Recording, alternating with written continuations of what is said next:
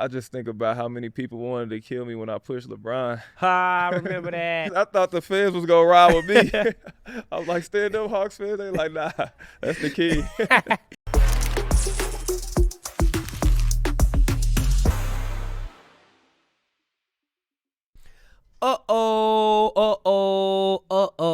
America.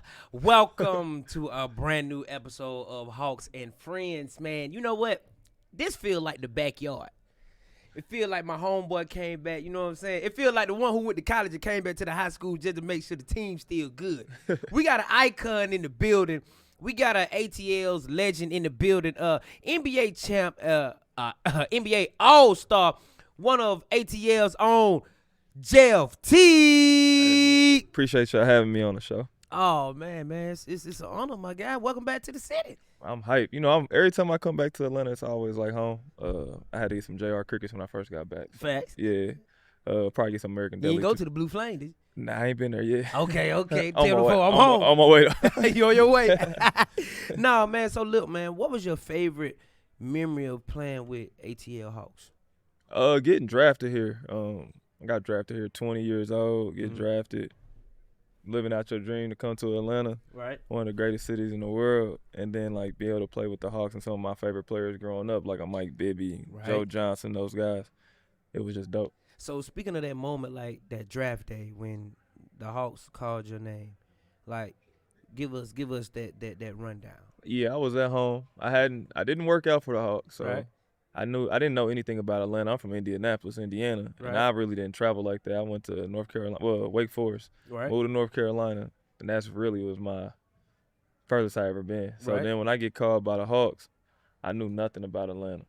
And my brother was like, Lil John. That's all Yeah. I kept saying. Like, Yeah. Lil John. We about to be with Lil John. And I was like, And that's crazy. That's the first person he called. I swear, Lil John. You about to be with Lil John. Did you see him? I ain't never meet Lil John, but Okay. That's Say no right. more. Man, you know what? You was a part of a unique squad, man. Mm-hmm. That 2014-15 squad, like, it's hard to build momentum. It's hard to actually build a team that you can trust. Like, tell us about that squad. it was an unbelievable group. We played together. We enjoyed playing with one another. We just wanted to win. Right. And we thought we had a team to win a championship. I think we had a really good season. I mean, we Y'all went up did. against LeBron. Y'all did. It's going to be tough to beat LeBron, but that group, we played good together. We enjoyed playing for one another. We wanted to win, and we didn't care who got the glory. Right. We just like, man, if we win, we all going to win, and that's what it was. What did you miss most about that 2014-15 series? What I miss? I just miss the guys, like seeing them today Right. and like being around Kyle and Paul.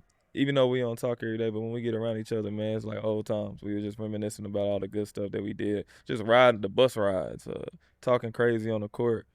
Me and Kyle used to do a shooting game every day. Obviously, he was a way better shooter than me, but I beat him a couple times. And I made sure to let him know when I won. And we was just talking about some of those moments. Now you done played in a couple eras, man. You know what I'm saying? Like now, to be in the game, what how y'all said, like after 7 to 8 years, you are now like a super veteran. Yeah. People don't really last that long. So explain how the game changed from when you first started out. When I first started, it was like a slow game. You threw the ball in the post, Mm-hmm. and then you had Joe Johnson. I was on the team with Joe, so he got the chance to play ISO a lot. Then as the years went on, it was way more three-point shots. Like, you didn't shoot fast break threes when I first got in the league. Mm-hmm. That's what I'm saying. All this Nah, Steph Curry. nah, you ain't do Shoot that. that now, you get kicked out the game. Yeah, but now you got to shoot them. So, like, watching that, just that whole transition is crazy. But it was just cool to be able to be a part of both of those eras, so I get to hear the old heads talk crazy about how bad the game is. But Right. then I was also part of the era where you got to shoot a bunch of threes, so it's cool. So give us a teammate who had like the biggest impact on your career, because it's a lot of ins and out when it comes to the game and when it comes to the business. Like, who was that big bro for you? Man, it was a guy, Damien Wilkins, Dominique's nephew. Mm-hmm. He was on the team with us 1 year, and I was my second year in the league. He just pulled me to the side because I loved Atlanta. Right. And when I say I loved Atlanta, I was outside. That means you was outside. Yeah, I was outside. Right. So he just pulled me in and like let me know you can do both, but you got to keep the main thing. Right. And it kind of really saved my career because I was on a path of just I was gonna be out of there. You know, you don't play long. It's only 4 years. It's like the average career. Right. I was in year 2 and I wasn't playing that much. Mm. So he pulled me to the side and he helped me out. So, speaking of not playing that much and knowing your potential and knowing, like, cause I watched you grow here and I watched you become a starter. I watched you go to the other team you played for and become a champion. I know it hurts, but just talk that elevation and that transition in the game when you got to wait your turn and when it's time for you to shine, that's when you got to go out there and give it your all. Yeah. At that time when I came in the league, you had to learn. Like, not too many people just started right away. You had to be like the top 10 pick, top 5 pick, and you got your chance to start. It's a little different now, but I had to wait my turn. We had Mike Bibby here. Right. Mike was a vet. He was Super a good vet. player. He was nice. Right. So I had to wait my turn, and he got traded. Kurt Heinrich came here. He was starting. Then he got hurt, and it was just my opportunity to play. And I just tried to make the most of it, and I ran off with it. And I try not to look back. Pop it. Now we gon' pivot a little bit because I seen the pick. Everybody seen the pick. You know the pick I'm talking about. Go on, pull it up. Pull it up on the app. Bloop, bloop, click this one. Now when I got left by the bus. Damn. That was it? With you holding the pizza? Yeah, they left me, man. And that's why you holding the pizza, bro? Yeah, so my sister had came to the game in Detroit, and she hadn't seen me play before. Right. So I was out after the game. You get to go talk to your family. I was talking to her, and we just chopping it up. And I started looking around the arena. I'm like, dang, ain't nobody else out here? I'm like, I know I ain't the only one with some family in Detroit. Then I go to the back, and the dudes on the Detroit, the ball boys was like, dang. They left you. They left you, bro. But don't they do a roll call? Yeah, they forgot. I guess I didn't get the call. So I start calling all the phones. And I'm like, hey, y'all left me, come back. Right. And they like 10 minutes out. They come back. And I get on the bus. You know, if y'all don't know me, I talk crazy all the time. I'm like, hey, how y'all gonna leave me? I'm playing. Right. And coach was like, sit yo. And he got me up out of there. He was hot. Damn. I'm like, how you mad at me? How And you left mad me? at me for leaving me? You left me. But it's all good. It's all good. But I know a phone call you did get. Mhm. And that was to tap into this media space. Yeah. Yeah, like you got a podcast, Podcast Club 520. Yep. You dig? Like, what made you start getting into the media world? Man, my homeboys that I do the podcast with, they were already doing a podcast. Mm-hmm. And I was just like, went on their show one day and I had fun. Right. And I was like, man, Need to get my I own. can do that. Right. I was like, I can do that. But I was like, I'm really kind of crazy. I'm like, Right. I'm a little raw. Right. And they like, that's what we like. We Right. like raw. We want to keep it real. And once we started doing it, it just started flowing and it was cool. Now speaking of raw, you got like the best story. Like, I be tuned in, gang. You got some of the best stories. Give us a real like dope behind the scene NBA story that you ain't exclusive.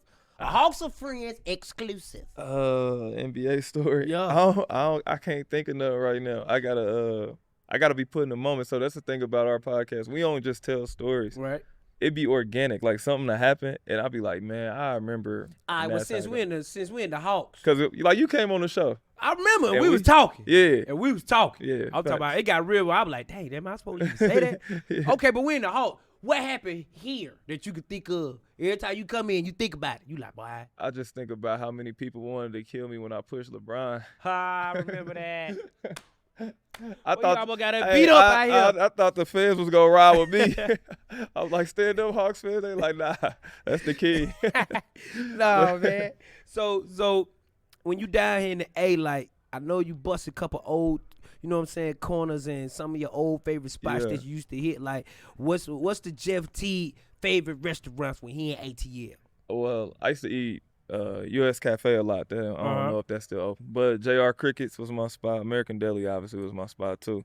I think American Deli got crack in it, man. Man, when I was younger, when I first got here, I used to like Mary Max. I don't know what it's hitting on now. Mac, what is it? It's downtown. It's down here. Oh, yeah, Y'all see, never that's heard- down y'all south never from the been to west side. We ain't Y'all gonna know never Mary heard Mary Mac. Max? I know a lady named Miss Mary. Yeah, but that was really it. Obviously, you know, Lou know where the good chicken was. Yeah, So, you already, when you brought Lou in, I already knew. All I saw was. You know what? Okay, that's crazy because I need this card right here. Look at the dollar. Fell in my lap. So look, this is a speed round right here, gang. Okay. Cause we got to go back out here and see these Hawks. You know what? Hold on, before we get into speed round, cause you talk. I cannot let you get out of here. It just hit my mind like a light bulb, like ding. Cause you raw. I want you to tell the truth. How do you feel about our Hawks right now?